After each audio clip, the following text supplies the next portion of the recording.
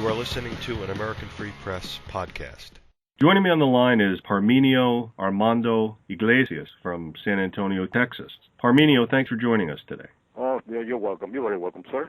Parmenio, you are a subscriber to the American Free Press newspaper, is that right? Yes, I've been a subscriber now for a few years. Yes, sir. And you had read an article, I guess, there in June, it came out, about the Disabled American Veterans. Disabled Vets Charity takes care of its leaders while thousands left homeless. And, of course, I was the author of that article. And I am also a member of the Disabled American Veterans, so I have some insight into this. And I want to get into your reaction to that article in a moment in great detail. But before we do, for the benefit of the listeners, can you give them a little bit of background about Parmenio Armando Iglesias? A little bit about your history, where you're from, and what you've done in your relation to the DAV. Okay, I came from Cuba here back in 1956, and I joined the Air Force in 1957, and I was discharged from the Air Force in 1963. And at that time, for some reasons that I cannot explain right now, I met with some people that were members of the DAV, and I talked to them, and I joined the DAV as a member. And then in 1972, I believe, I became a member of the DAV, Disabled American Veterans, that is.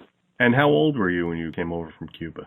I was 19 years old. I just turned 19. When you were 20, you went right into the United States Air Force. That is correct, yes. I went in the Air Force in April 1957. I had just become 20 years old. April 24, 1957. Mm-hmm. Let me ask you, sir, when you read this article, I guess the newspaper got delivered to your home, is that right? Yes, okay. I get it delivered every week. How soon after it was delivered did you actually crack it open?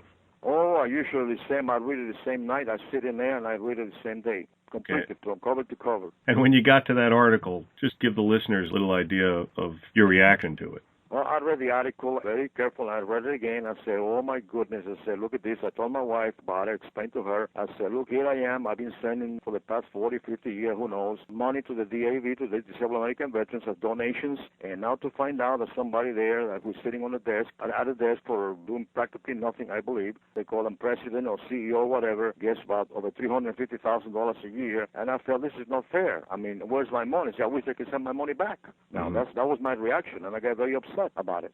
Let me say I'm sorry that without knowing, I got you upset. Well, that's all right. I mean, because, I read things and sometimes they upset me. Yeah, sure, of course. That was in the evening, the day that you got the paper, the evening you read the paper. Yes, sir. What happened the next day? Did you do anything about it? The next day, I cut the article, it was about the size of 8 by 11.5 page, and I got into my machine here, and I made copies of it, and I immediately mailed copies to the DAV headquarters in Cincinnati, Ohio, also in Washington. I also sent copies to the DAV magazine. I also sent a copy to my chapter, which happens to be in Michigan. I'm still a member of a chapter in Michigan, local chapter, and I sent a copy to everybody. Well, that's what I did. Then a few days later, or maybe more than a few days later, I received this letter from headquarters, Disabled American Veterans, explaining me all things about the DAV, how they paid those outrageous amount of money to these people, and giving me comparison with other corporations. And that didn't convince me anything, so what I did, I got that letter, and I put it in another envelope, and I mailed it to you. So you see what they have to say about those items. Right, to the newspaper in Washington, D.C. Right. And, of course, the letter, which I have a copy of here, was from who's now in charge, the fellow who's in charge, this fellow J. Mark Burgess. He's a national adjutant. He took over from Arthur Wilson, who was the person, I guess, in the newspaper that had this guy's photo, because he made in 2011 over $350,000. That's right. And just last week, I believe it was, or the week before, the latest, which is 2012, the 2012 IRS Form 990, which details the payments that these people make, was released on the DAV's website, and his income went from $353,519 in 2011. It increased to $360,004. Oh, my God. Well, he even got a pay raise. Oh, yeah. And that's not counting, a lot of people are speculating about will be his golden parachute, his retirement package, because he retired on June 1st. And the fellow who took over for Wilson, Burgess, his income in 2010 was $219,000, in 2011 was $263,000, and in 2012 was $286,000. Oh, Lord. So it just keeps going up and up and up. Yeah, that's right. Yeah. And I told my wife, I said, gee, look, all the donation I sent, because they always send me these envelopes for donation. I always send donation to the DAV. And I said, look where my money's gone to. And I wasn't happy about it. You're not a wealthy man, right? No, of course not. No. right now I'm on Social Security, okay? And I'm 76 years old. I'm Social Security and also get a pension from the VA, and that's my income. You really don't have a lot of discretionary income. No, I mean, I'm a saver. I'm not a spender, I save money a little bit here and there, But you don't have money to be thrown away. Not to the extent that Mr. Wilson makes in a year. I wish I did. Well, you know how it is, Parmenio. It's the honest people that make the honest money, and usually it's the dishonest people, the fast talkers and the shysters. And the people who have connections. That's right. So you have to have connection to do that. You copied the article, you sent it out, and you got this letter from the Disabled American Veterans, and the date on that is August 6th. When you read that letter from Burgess, did that allay any of your concerns, or did it seem like he was just making excuses? No, excuses as usual. And then he made comparisons with other companies and saying, actually, he telling me, I think in the letter, that they don't pay that much money. The other corporations, other companies pay more.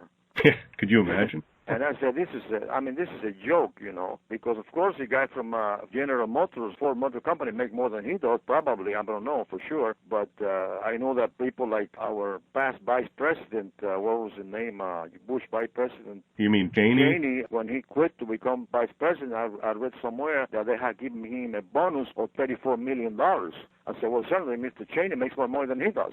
Yeah.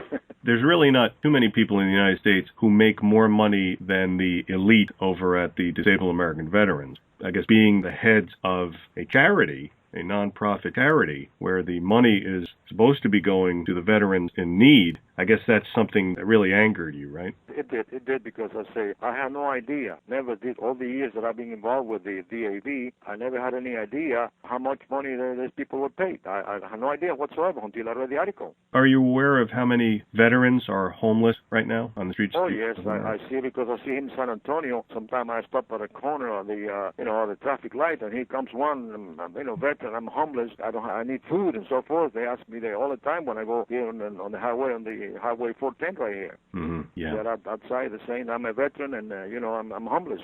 Yeah, there's actually almost, at any one time, there's almost 200,000 veterans homeless in this country. Oh, that's unbelievable. It's unbelievable. Yeah, and I think that for any organization, and I'm probably speaking for you and most people, but for any organization who ostensibly is there to help veterans, that's right. for them to take that kind of money probably is an assault and an affront to people such as yourself who are donating money that you really could be using elsewhere. Oh, sure, of course.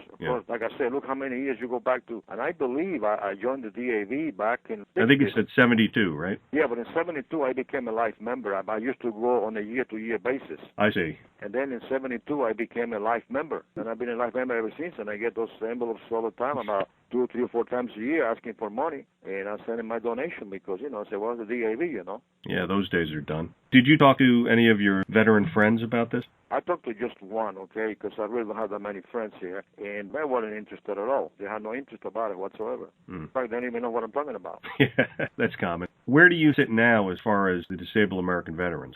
Well, right now, since I sent the article, since I read that, I've received about 2 or 3 envelopes asking me for money, and I see him right now that they won't get a nickel from me again. In the letter that Burgess wrote, he says, I guess right at the end, he says, in closing, I hope this letter has given you a more accurate picture of our responsible use of generous contributions such as yours. Yeah. Please know that DAV's employees, veteran members, and devoted volunteers all remain devoted to our mission of fulfilling our promises to the men and women who serve. Then he says here in his last sentence, I respectfully ask that you reconsider your request to be removed from our mailing list.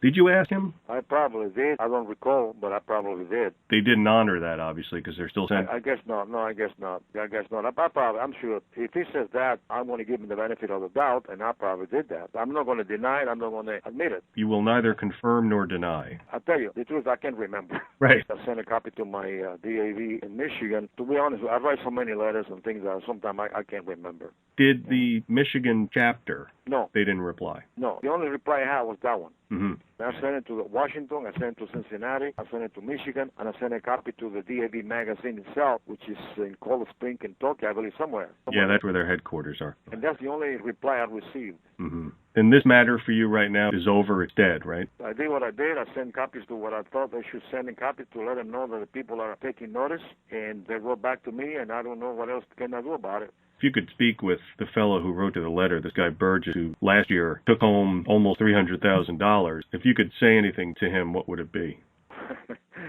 I tell you, I wouldn't even want to say now what I would say to him. I would say to him that, that I'm sorry I sent so much money to the DAV throughout the years to find out that he's making so much money. And if it was possible or feasible, or that I could send at least half of the money back to me again, or something like that, I would say that. I was outraged when I read the article anyway. I got really angry and said, look at this.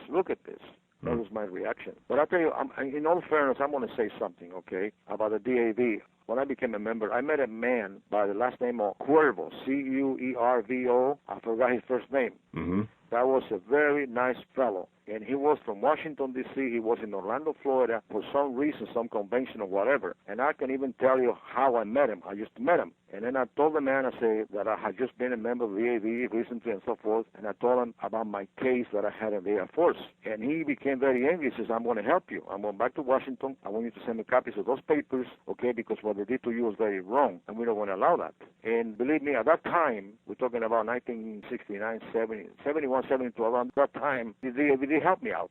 They did help me out, especially this man in Washington. He took my case and he sent some forms to fill out. I did fill them out, sent them back to him, and things began to roll. And out of that, I got the Veterans Administration gave me 100% disability, and also the Air Force, having now already almost 10 years from the Air Force when they threw me out, they gave me a retirement. I only been 5.5 years in the Air Force, and they gave me a retirement by order of the Secretary of the Air Force when they revised my case in the Pentagon, and they saw what they did. Some of the people in the Pentagon, I guess, were sorry or whatever, and they saw this was very wrong what was done to this individual, so they gave me full retirement for what they done to me. That's another matter. This man that did help me from the DAV. Yes. And from there on, I figured, well, and I did correspond back to them by sending donations after donation because I was grateful to them for what they did to me back in the early 70s. Yes, that is actually a common thread with people who donate or used to donate to the DAV, is that they had a great experience and they wanted to pay back the DAV for what they did for them. I wanted to pay back. I wanted to pay back what I felt that this man, Mr. Cuervo, did for me. I wish I could see him today and thank him. He really did something for me because he pointed out to me all the wrong things and the criminal activity that the Air Force had against me and my family. He pointed that out to me, and this man, I don't know who he was. And he said, no, we're going to take care of this. This is going to be taken care of. And by golly, he did. You know, the DAV wasn't always like this. It was actually founded in 1920, but even as early as maybe a decade or 2 decades ago, there weren't these kind of crazy pay packages. So this is a relatively new occurrence, and the DAV has done a lot of good stuff, and it continues to do a lot of good stuff. It's just that, sure, I think there's a lot of folks who are upset that while there's 200,000 veterans on the street, that these guys could somehow sleep at night knowing that and taking this kind of money, and they're questioning, or they're asking, how much do you need? I mean, do you really need $10,000 per week or $5,000 per week? Because these guys right now are taking home between $5,000 and $10,000 per week. That's something. And they believe that they deserve it, though. That's what they believe in their mind. That's the way things are going today. It's outrageous. The word for that is outrageous. Parmenio Armando Iglesias, I want to thank you so much for the time you spent explaining all this to the listeners, and thank you for serving your country. And, of course, that was only after being in this country for 1 year. Thank you, Parmenio. You're welcome.